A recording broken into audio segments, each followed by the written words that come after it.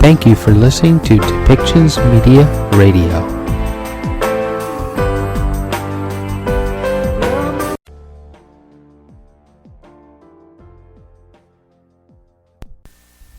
Welcome to Policy and Rights, the show about government policy and human rights.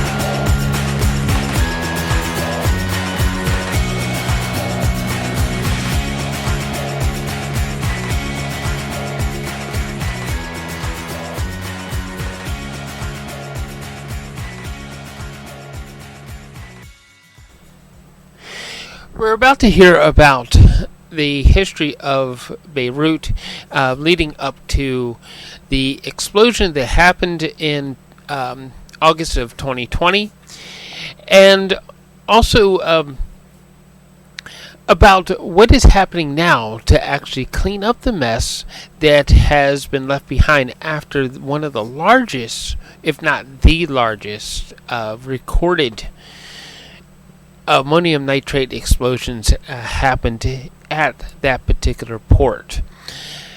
So, why don't we first let's take a look at, of course, Beirut, which is the capital of Lebanon and one of the strongest economic centers in the whole entire country. And you're going to hear from Samer about some of the history of that with warlords and things that had happened during the Lebanese Civil War. But the port itself is an extremely important economic tool for Lebanon itself, and it started here. If we look at what was written in Wikipedia about the port of Beirut, the main port of Lebanon, on the eastern part of the St. George Bay, on Beirut's northern Mediterranean coast, west of the Beirut River. It is one of the largest and busiest ports on the eastern Mediterranean. And of course, we're going to talk about the history of August 4th, 2020, the largest explosion caused by improperly stored ammonium nitrate occurred at the port, killing at least 218 people, injuring more than 7,000, and rendering 300,000 people homeless. Large sectors of the port and infrastructure were destroyed, including most of Beirut's grain reserves, and billions of dollars of damage were done and inflicted across the city. The port of Beirut was forced to close due to large-scale damage caused by the explosion, with the cargo being redirected to smaller ports such as Tripoli, Tyre. Prior to the disaster, about 60% of Lebanon's imports came through the port, according to the S&P Global estimates. But there's history to this. In 1887, during the Ottoman rule, the port was granted to a French company, and that French company took over control of the charter for the Ottoman administration granted further concessions and autonomy to the company. In managing the port of Beirut, it became an important harbor in Lebanon in 1920. Lebanon came under French administration under the mandate for Syria and the Lebanon acting as Greater Lebanon. This provided the port with access to funding, trade. The port of Beirut would be continued to operate by the same French company, which renamed it to the GEPB, which has a French translation to it. Much of the port was damaged during the Lebanese Civil War, and various parts of the port were under control of various militias in 1976. All the shipping at the port stopped for 9 months due to militia clashes. A article written in 1977 in the Middle East Economic Digest reported that not a warehouse or a piece of equipment was intact. When the port was officially reopened in December 15th, 1976, the Lebanese forces, a Christian militia, took control of the port. In mid-1986, the militia withdrew. In 1989, amid a push for the Lebanese army under the command of one of Lebanon's generals.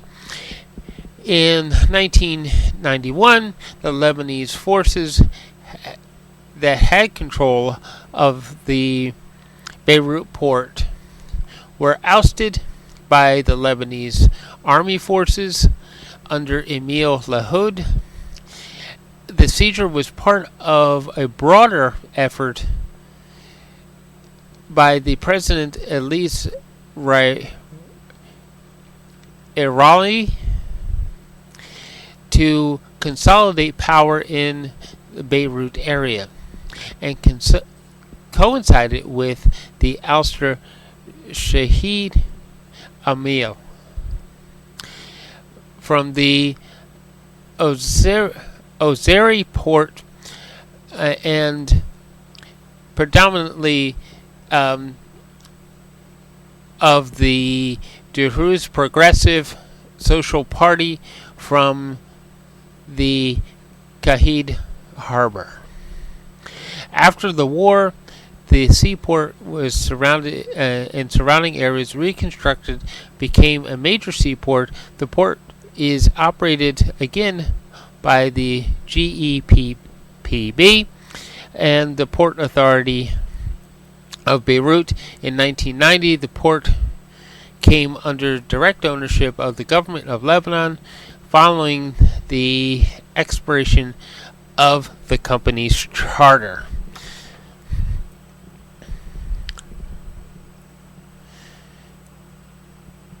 Again, back to the explosion that happened on the 4th of August in 2020, and talking about the blast. The blast was so physically powerful that it shook the entire country of Lebanon and was felt as far away as Turkey, Syria, Palestine, Jordan, and Israel, as well as parts of Europe. It was heard in Cyprus, more than 240 kilometers away, and for those of you who prefer miles, 150 miles away. It was detected by the U.S. Geological Survey as a seismic event of 3.3. It is considered the most powerful non-nuclear explosion ever recorded, and it was so powerful enough to affect the Earth's ionosphere.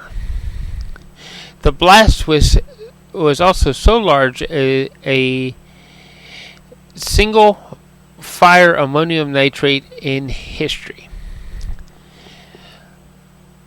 In short,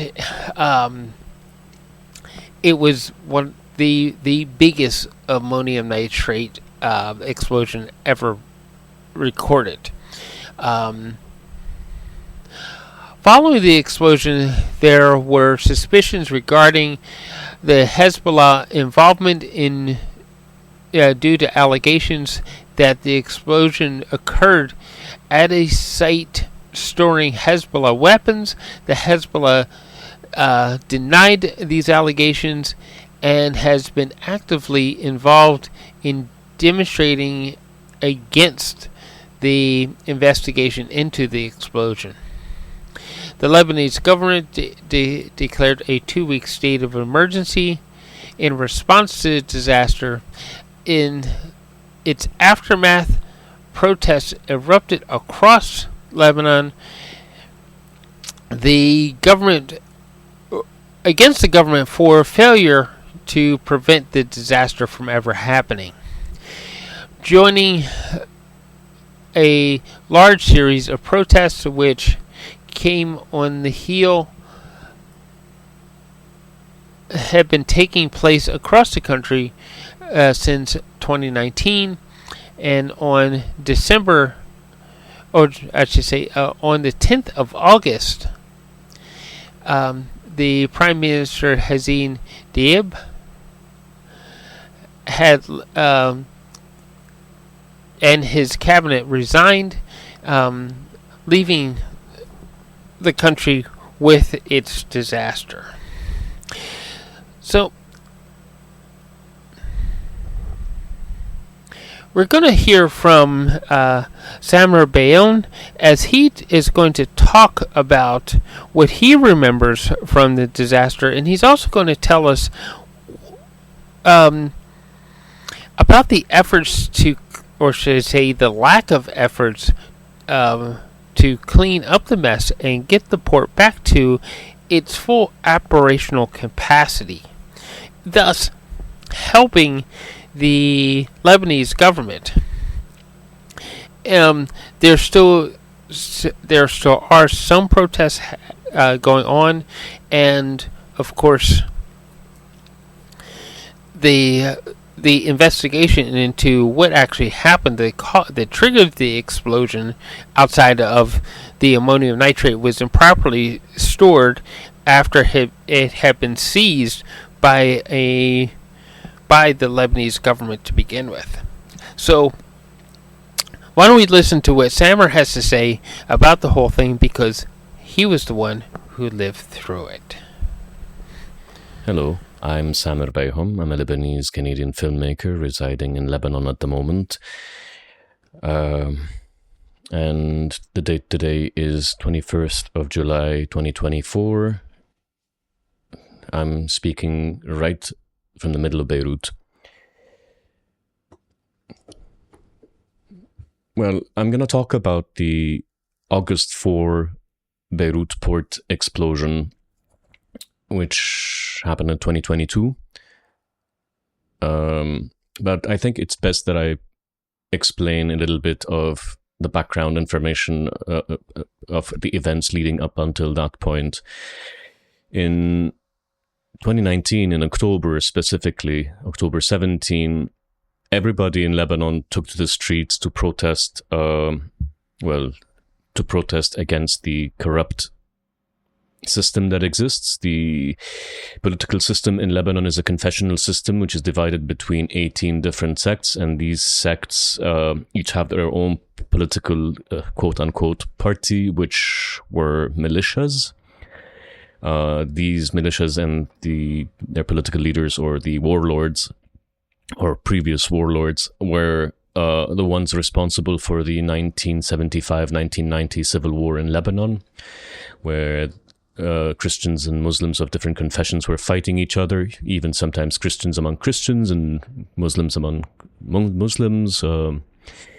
It was a horrible time to grow up in. I lived through that as a child. I was born in 1977. So the war ended in 1990, and these political leaders gave themselves an amnesty, and they decided to rule instead of fight. So the corruption ensued, and decades of it just piled up and piled up and piled up until we got to the economic crisis of 2019. So October 17, 2019, people took to the streets, and for the first time, the people were united against the political elite.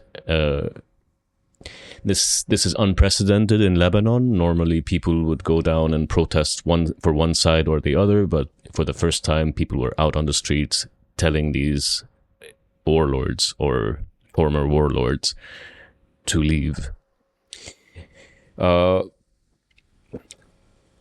There was a lot of intimidation from many sides, including Hezbollah, for example. They didn't like the idea of change. They sent in their thugs along with the other group, Amal. So, and some other groups as well, like the Aunis. So they went down and intimidated the protesters, and there was a fifth column within them. So eventually that kind of fell apart. But the spirit of that unity kept going. Then came COVID in early 2020, and everybody was on lockdown. So the protests kind of died down.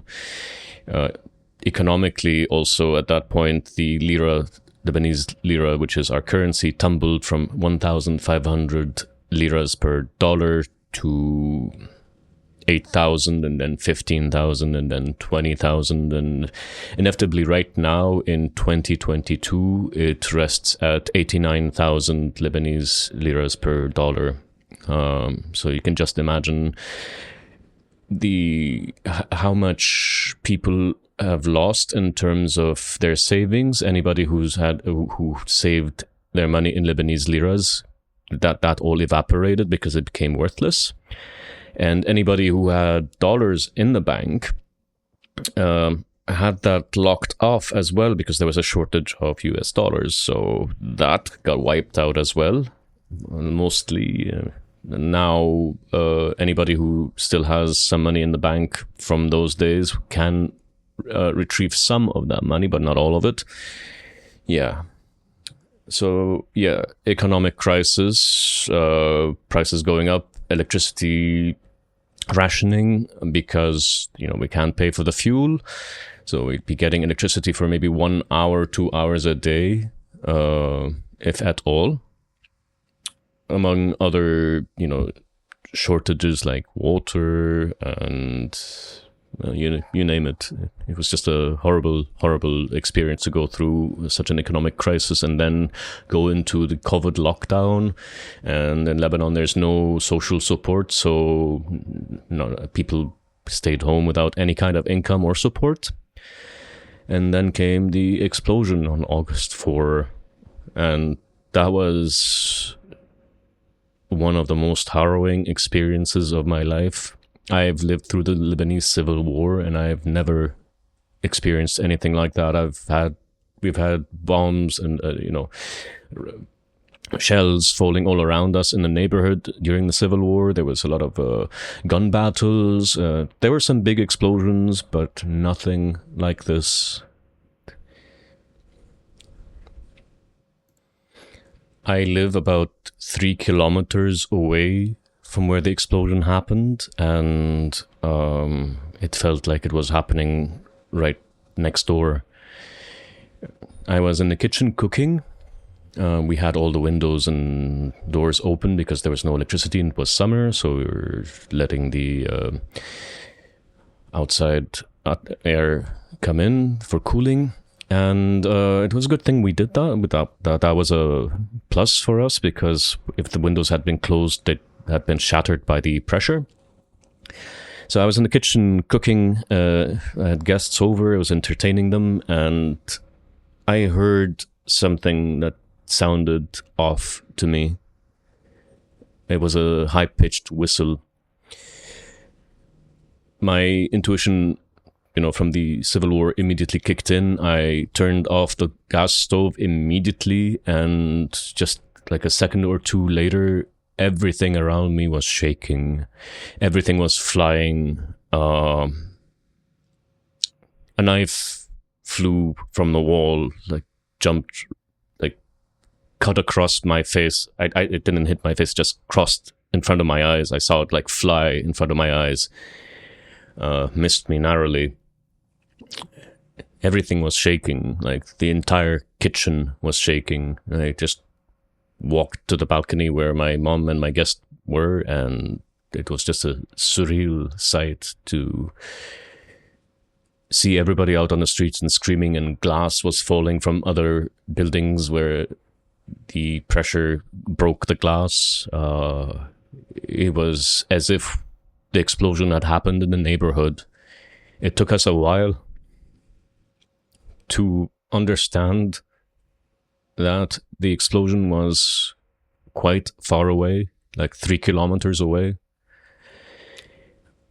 People up in the mountains, like quite a distance, we're talking about 10 kilometers, 15 kilometers away, felt the explosion.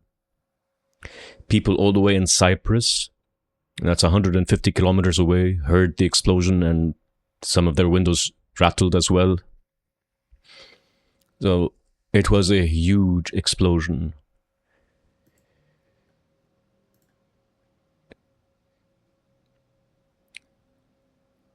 It's like it's classified as one of the biggest non-nuclear explosions to ever happen, when 2,750 tons of ammonium nitrate that were stored at the port in unsavory conditions, like unsafe conditions. There wasn't much safety. There wasn't any kind of foresight or oversight on the material that was there. So all that ammonium nitrate had been packed there for years and just sitting there for whatever reason. Well, the reason was there was some corruption related to the customs wanting to be bribed or something. The exact reason why the ammonium was there is not entirely known or clear, but it was there.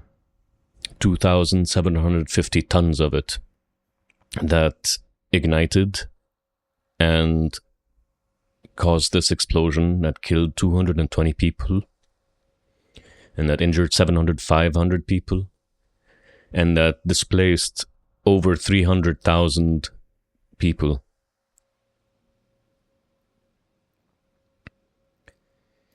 The devastation was immense. The Beirut port is near a residential area and one of the most boisterous areas as well, where everybody goes there, Maram Khail and Jemaizi, and the amount of destruction that I saw the next day when I walked down there was just crazy. Buildings had collapsed. Other buildings had no windows left. It was just difficult to see. And then to hear the stories of those who actually were there and had witnessed it, and who were in the epicenter almost, the people closest to the explosion, and just the harrowing stories of all of that, the eyewitness accounts, the people we lost, friends. I didn't have any family that I lost, but I know others who have. It was just unimaginable. We banded together. We banded together, all of us, the people, and went down and cleaned up the streets, cleaned up the rubble, helped each other out wherever we could. Because the government was not present. The government was too terrified to go down and do anything because we were all seething with anger at them, because we all know that it was their corruption that caused this. There had been warnings, there had been reports about the ammonium nitrate, and nobody ever did anything about it for years. And then it all just blew up. And, you know, the ensuing investigation, the corrupt investigating themselves, nothing's gone forward with the investigation. We've requested a international investigation into the matter. That has been refused by the government time and time again because, you know, nobody wants to be blamed for this. Nobody wants to take responsibility. Nobody wants that, nobody wants the dirty laundry or the level of corruption that we know exists to be displayed publicly, right? It's one thing to know, and it's another thing to have it legally ascertained. So, 4 years later, and we still have no clue as to what really happened, why it happened, who's responsible. And the political bickering keeps going on, and they keep hampering the investigation, and yeah, that's it. At the time, I was interviewed by some Canadian outlets, and one thing I said was that if this incident, this explosion, doesn't bring forth the change that we need in Lebanon, and I really don't know what will. And now we are back to business as usual. Everything is normal. The political elite are stronger than ever before. They're more sure of themselves. They're more secure in the knowledge that they're there to stay. They no longer feel an existential threat against them. And yeah, I can't make heads or tails of it. We want to thank Samer for telling his story and giving us more insights into what it actually is happening in Lebanon and how efforts could be improved to help the Lebanese economic situation by simply reopening the port and making it what it was meant to be to begin with, by allowing the Lebanese government to be a significant port in the transfer of goods and trade.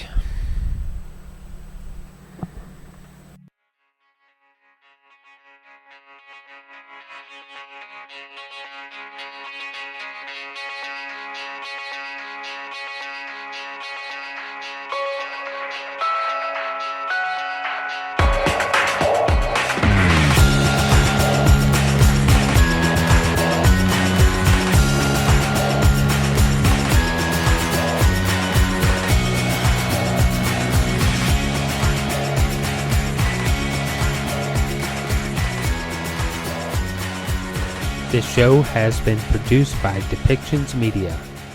Please contact us at depictions.media for more information.